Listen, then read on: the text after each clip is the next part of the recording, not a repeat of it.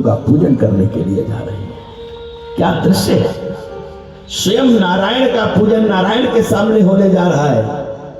भगवान की उपस्थिति, पूजा की थाली है।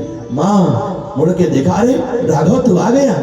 हाँ बेटा, मैं तेरा तिलक कर दूं, आज तेरा राज्याभिषेक होना है। माँ मेरा तो तिलक हो गया।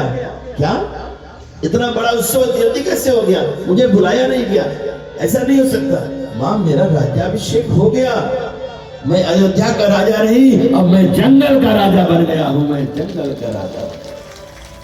थाली गिर गई। ऐसा कैसे हो सकता है? महाराज ऐसा कैसे कर सकते हैं? माँ मेरे ऊपर कृपा हुई है, मेरा भाई अयोध्या का राजा बने और मैं जंगल का राजा बनूं। राजा तो मैं भी हूं ना। माँ नहीं पुत्र, ये अन्याय है। इस कुल की परंपरा है कि बड़ा ही राजा बनता है। माँ तू तो ऐसा मत कह, तेरे लिए तो सब बराबर है। अच्छा ये बता, महाराज ने आज्ञा दिया है ना, तो तू मेरा भी बेटा है, मैं अपने अधिकार से तुझको रोकूंगी। माँ प्रेम करने वाले अधिकार की बातें कब से करने लगे? प्रेम करने वाले कभी अधिकार नहीं दिखाते हैं। प्रेम करने वाले तो अपने अधिकारों को समर्पित कर देते हैं। माँ तू अधिकार मांगती है, मेरी जननी होकर। राम तू ही बता बेटा, फिर मैं तेरे साथ चलूंगी। अच्छा ये बता, जब महाराज ने कहा तो केकई कहाँ थी?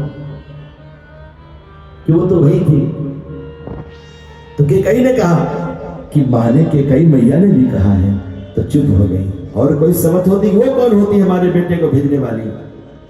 ये धन है कौशल्या कि जा पुत्र, अगर केकई ने भी कह दिया है तो मैं नहीं रोक सकती हूँ, लेकिन मैं जरूर चलूंगी तुम्हारे साथ। बेटे में और पति में फैसला करना हो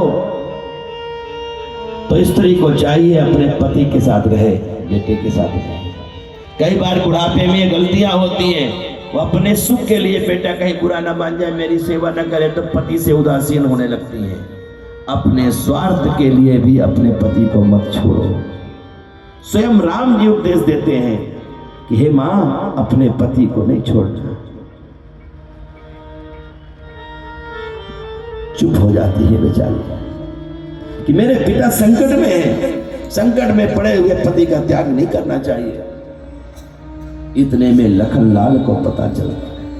लखनलाल तो समर्पित भक्त है, जो भगवान में समर्पित है, वो तो यही चाहते हैं कि मेरे भगवान को ही सब कुछ मिल जाए।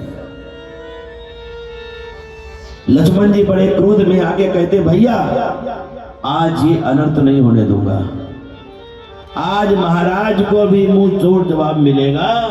पूरी सेना से युद्ध कर सकता है तुम्हारा भाई, और मेरे होते हुए तुम ही राजा बनोगे।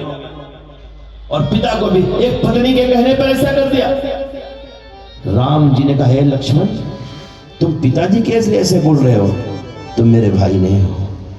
मेरा भाई और पिता को बोले, जाओ लक्ष्मण, आज से मुझे अपना भैया मत कहना। ये अनुशासन है कि हमारे साथ रहने वाला व्यक्ति किसी भी व्यक्ति का अपमान ना करे, और वो तो मेरे पिता है। अगर तुमको राज्य चाहिए तो मैं अपने भरत से कह के दिलवा दूंगा। लक्ष्मण जी रोने लगे, भैया मेरा ये मतलब नहीं है, तुम जानते हो हमारे पिता के साथ धोखा हो गया है, उनके प्रेम के साथ छल हो गया है, और तुम ऐसे बोलते हो। इस समय हमें अपने पिता की मदद करना चाहिए, तुम विद्रोह की भावना रखते हो। लक्ष्मण जी उदासीन पैरों में गिर जाते, भैया मैं आपके साथ चलूंगा, मेरे तो सब कुछ तुम ही हो, सब ही एक मोरे तुम स्वामी। न मैं माता जानता हूं, न पिता जानता हूं, न गुरु जानता हूं, न बंधु जानता हूं, मैं तो जानता हूं मैं अपने भैया का हूं, मैं अपने भैया का हूं। मैं तो ये जानता हूं, जो राम का है वो राम का रहेगा। तब भगवान समझ गए, लक्ष्मण तो मेरा लक्ष्मण है। राम जी तो भावना को जानते थे। जैसे राम जी यहाँ पर संकेत दे रहे हैं कि समर्पित व्यक्ति का भी आचरण कैसा होना चाहिए। जाओ अपनी माँ से पूछ करके आओ। लखनलाल जी महाराज जाते हैं अपनी माँ के पास। माँ देखकर प्रसन्न होती, आओ आओ लक्ष्मण आओ। माँ, हाँ बेटा, और कुछ बताने की जरूरत नहीं है, तुम्हारे कारण ही राम को बल हुआ है, तुमको सेवा मिल रही है पुत्र। वही माँ बड़भागी है जिसका पुत्र राम जी के चरणों का अनुरागी है। नहीं उस माँ को तो बांझ हो जाना चाहिए जिसकी बच्चे भगवान राम के भक्त ना हो। आज पुत्र तूने तो मुझे वो खबर सुनाई, जा बेटा जा, और अपने भैया भाभी की संभाल कैसे करना, जैसे पल के आंखों की करती है। आज से वैदेही ही तेरी माँ है और राम तेरे पिता है, क्योंकि मैं तो देह वाली माँ हूं, आज हूं कल नहीं रहूंगी, वो विदेही है, वैदेही है। उन्हीं को माँ मानना, उनको पिता जान। अब लक्ष्मण जी चले। अब लक्ष्मण जी को लगा कहीं उर्मिला न चल पड़े, उर्मिला का पत्नी का सामना कैसे करे, इसने मुझ पर अपना जीवन समर्पित कर दिया है। उर्मिला जी ने देख के बोल दिया, अरे नाथ क्या संकोच है आपको, क्या तुम ये सोचते हो कि मैं कर्मपथ की बाधक बनूंगी? अगर मैं चलती तो मैं तुम्हारी सेवा करती, जब तुम थक करके आते। अरे उर्मिले, वहां सेवा हम नहीं करा सकते, क्योंकि भगवान की सेवा पति की सेवा एक साथ नहीं हो सकती। गुरु भी खुश रहे, पति भी खुश रहे, समय एक टाइम पर तो एक की सेवा हो सकती है। उर्मिला जी को संतुष्ट किया और लखन लाल आए। इतने में जानकी मैया पहुंची, तो उपदेश दिया, जंगल का भय दिखाया, गुस्सा और कांटे बताए, और कहा कि माँ को कौन संभालेगा, पिता को कौन संभालेगा, यह तुम्हारा धर्म है कि सास ससुर की सेवा करो। यही तुम्हारी माँ ने भी बताया था कि नाथ ये धर्म साधारण धर्म है, लेकिन अभी समय परम धर्म तो है आपकी सेवा। जब मेरा पति संकट में है और मेरा पति जंगल में हो और मैं सुख भोगूं, प्रभु उपदेश हमेशा एक जैसे दिया करो। अपनी माँ को तो कहते हो पति की सेवा करो, और पत्नी को कहते हो कि मेरी सेवा न करके माँ की सेवा करो। प्रभु उपदेश तो एक जैसा होता है। जिए बिन देह नदी बिनु भारी। हे प्रभु, जैसे प्राण के बगैर शरीर व्यर्थ है, जल के बगैर नदी व्यर्थ है, उसी प्रकार पति के बगैर पत्नी का जीवन व्यर्थ है।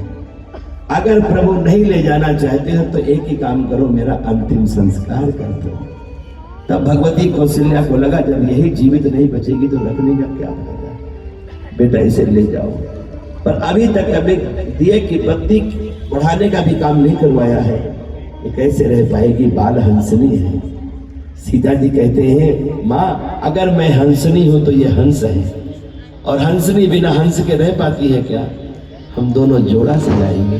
तब आशीर्वाद दिया कि जाओ बेटी, बन के देवता देवी ही तुम्हारे सास ससुर हैं, वही तुम्हारी रक्षा करेंगे।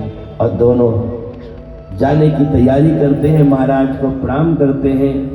यहाँ पर मंत्रा माई तैयार है कपड़ा लिए, के कई मैया भी तैयार हैं।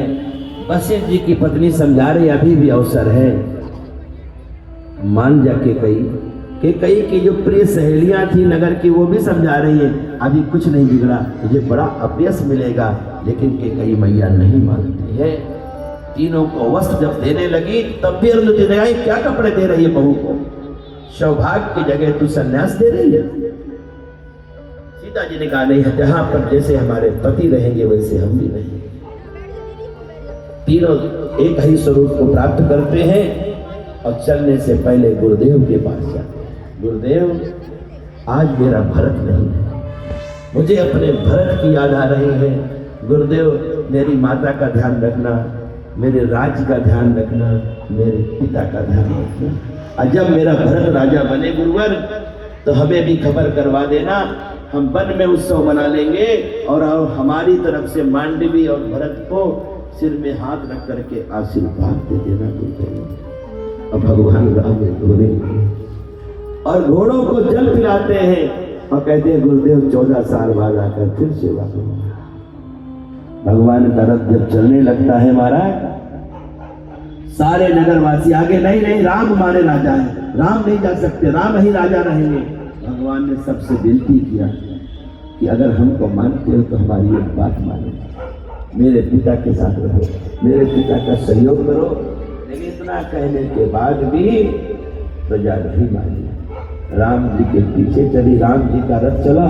सब कहते हैं कि मुख मोड़ चले आज हमारे राम, अयोध्या छोड़ चले।